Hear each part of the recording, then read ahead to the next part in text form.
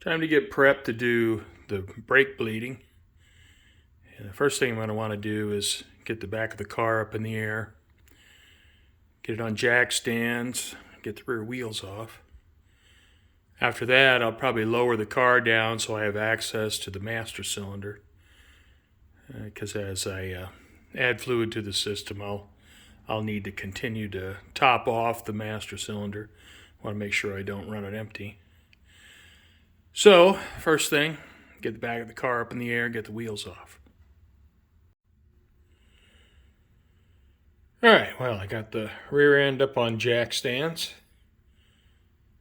And I always start in the right rear, left rear, right front, left front. And even though it's a dual reservoir master cylinder, I always do it that way. So, first thing, top off the master cylinder. And then I'll hook my vacuum pump, little hand vacuum pump, up to the right rear and get it going.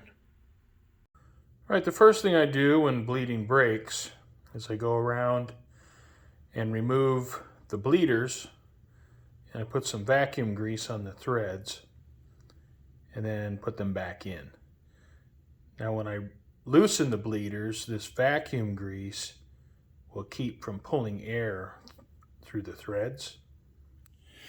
All right, so with my wheel cylinders, I'd use an 8mm wrench because, probably made in China, so you take a little bit of vac grease, just put it on the threads.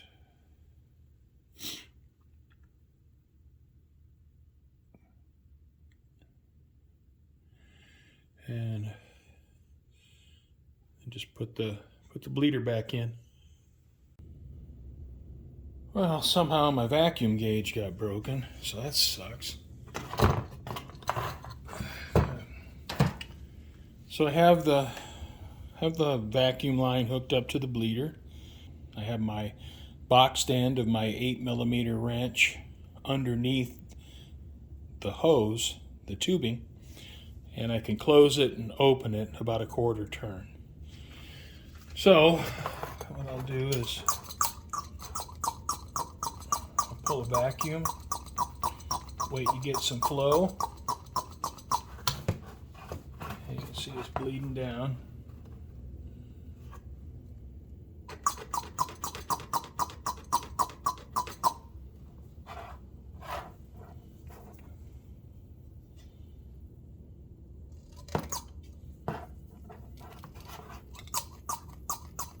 I got a dry line, so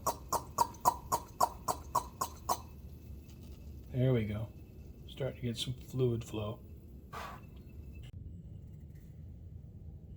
All right, I use the vacuum pump to get the majority of the air out of the line. I may still have a couple bubbles, but now I want to use this bottle as a bleeder, and I'll finish it off with this.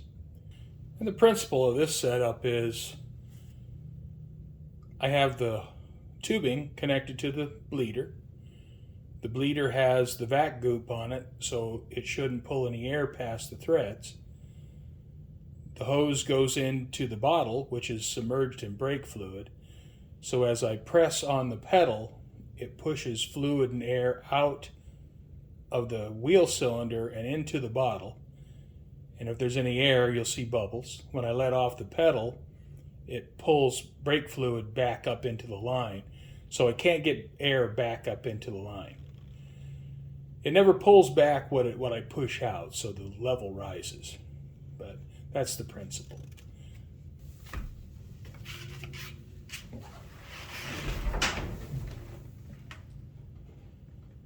One down. Press, press, press,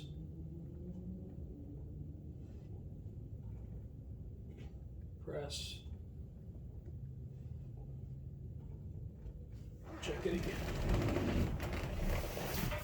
And each time I check the master cylinder reservoir, make sure I don't run it out of fluid.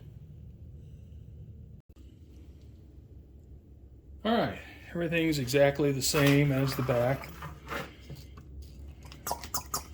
Get a little vacuum on the system here, and you see it's not leaking down, so I got a good seal.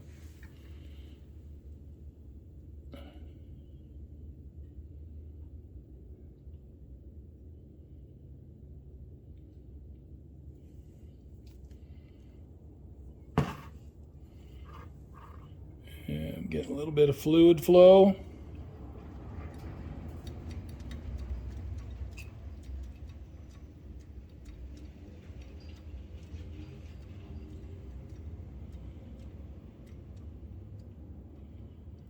So go ahead and close that, pump it back, pump it down again.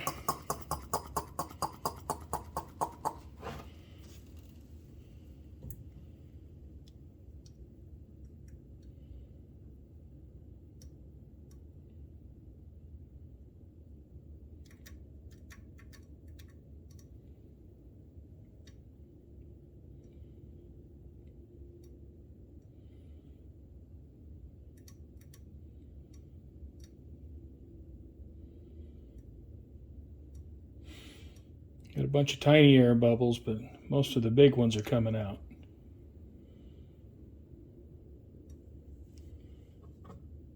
And you can see how the reservoir is starting to collect some brake fluid.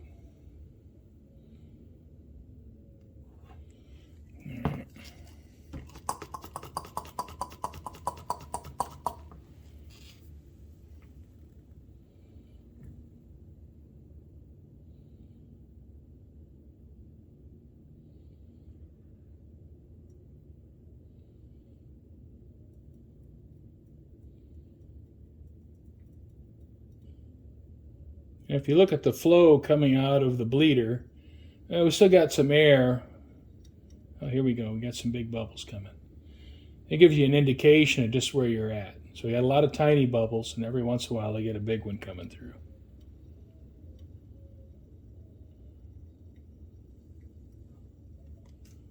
All right. So I got quite a bit of brake fluid in my reservoir here. So I'm going to check my master cylinder.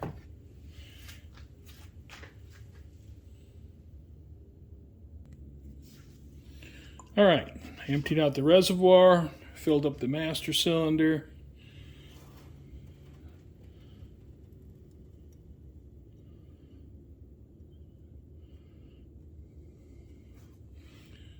And you notice the fluid coming out of the bleeder is looking much more clear. And at this point, I'm going to go ahead and stop on this side, and I'm going to go over and pull a vacuum on the other side, and then I'll finish it up with the pedal method. But it's looking pretty good.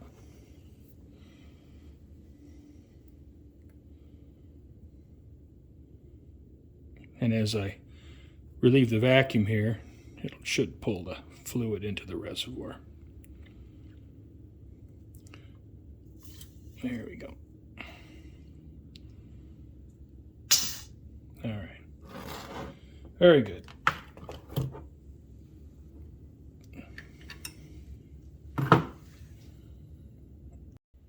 All right, so I'm going to use the pedal method and my bottle bleeder to finish it off. Now, when I first crack open the bleeder and I pump the pedal, there's going to be some air come out because this line is empty. So this tubing needs to be filled full of fluid before the bubbles will stop. So this tubing is full of air, so some bubbles are going to come out when I initially start pressing the pedal.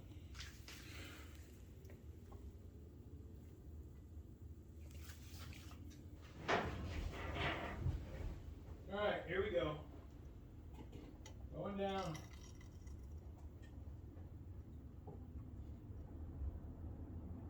Push.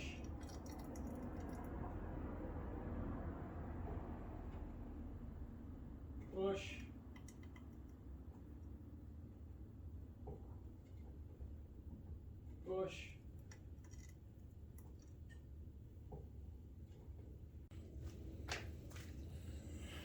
All right, I have my bleeder disconnected, and I tightened the bleeder valve before I disconnected the bleeder bottle, and so everything's airtight.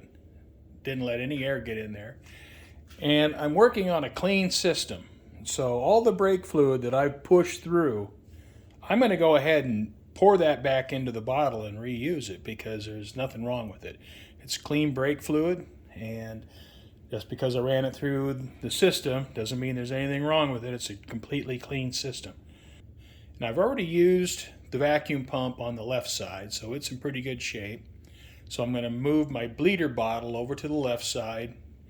Same procedure. And when that's done, using pushing the brake pedal and the bleeder bottle, that finishes off the bleeding. So that's my final step in the bleeding process. And when I'm done, I have 100% confidence I have an air-free system. So I'll go over to the left side, finish it out, and then my brakes are done. Well, I'm going to give the wheels and tires for the Trans Am a good cleaning. First I'll take some Dawn dish soap to them. Then I'll use bleach white on them, get the rubber nice and clean. Been using that bleach white since the 70s. And it really does a good job of cleaning rubber. I got a stack of wheels here. It's midnight, but it's nice and cool. And it's up in the 90s now, so if I want to work on the car, I'll be doing it at night. All right, well, that was well worth it. I got 4 nice, clean 17-inch honeycombs. And getting pretty close to that time to get them up on the car and just see what I got.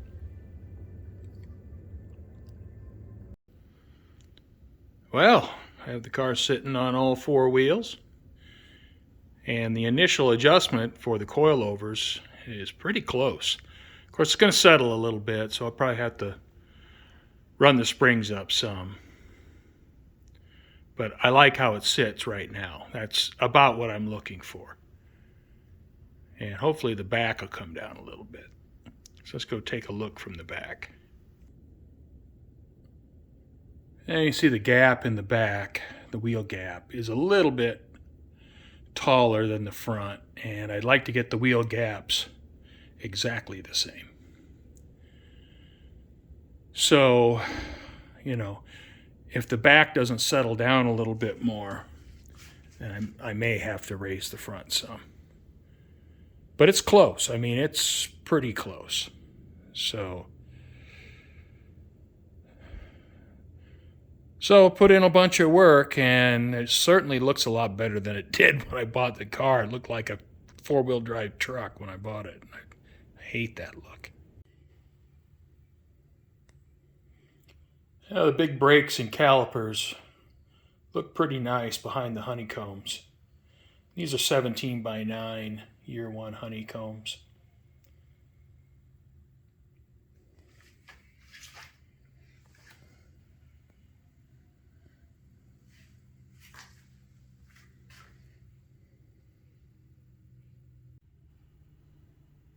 Well, the floor keeps getting more and more bare. That's good. I want to get everything on the car and everything off the floor. One thing I have coming, it's supposed to be here Monday, is I have a new drop base air cleaner from Butler coming.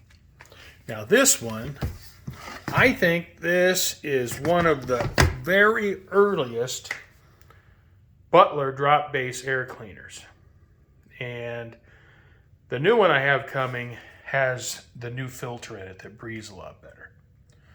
And these drop base air cleaners are required if you want to use your shaker with a Performer RPM intake manifold or other tall intake manifolds. Otherwise, you can't use your shaker scoop.